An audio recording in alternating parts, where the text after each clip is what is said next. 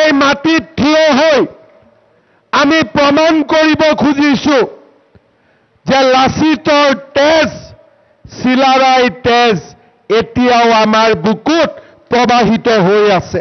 নৰিয়া দেহেৰে লাচিতে মোগলক পৰাজিত কৰিছিল আৰু আজিও আমি সেই মোগলক আকৌ এবাৰ পৰাজিত কৰিম, এই কথা সকলোৱে শুনি লোৱা উচিত। কোনোবাই যদি ভাবিছে যে দুই এটা গৰু খুঁটিৰ ওপৰত বাতৰি লিখিলে হিমন্ত বিশ্ব শৰ্মা কৰবাত আত্মসমৰ্পণ কৰিব, সেয়া আপোনালোকে কেতিয়াও চিন্তা নকৰিব। শৰীৰত এক বিন্দু তেজ থকালৈকে আমি সকলোৱে যুঁজিম আৰু কোনেও আমাৰ সন্মুখত বাধাৰ সৃষ্টি কৰিব নোৱাৰে।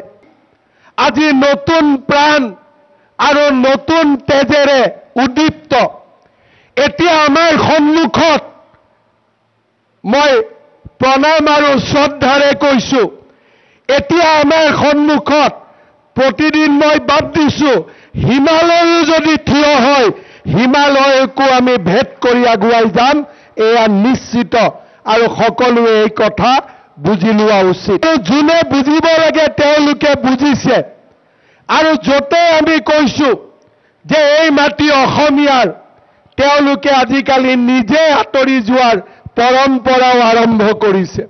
কাৰণ অসমীয়া জাতিয়ে এতিয়া অশ্বমেধৰ ঘোঁৰাত উঠি আমি আমাৰ ৰাজ্যখনক সুৰক্ষিত কৰিম, এই বাৰ্তা তেওঁলোকে এতিয়া পাইছে আৰু তেওঁলোকে এতিয়া আমাৰ লগত যুঁজিবলৈও সাহস নকৰে।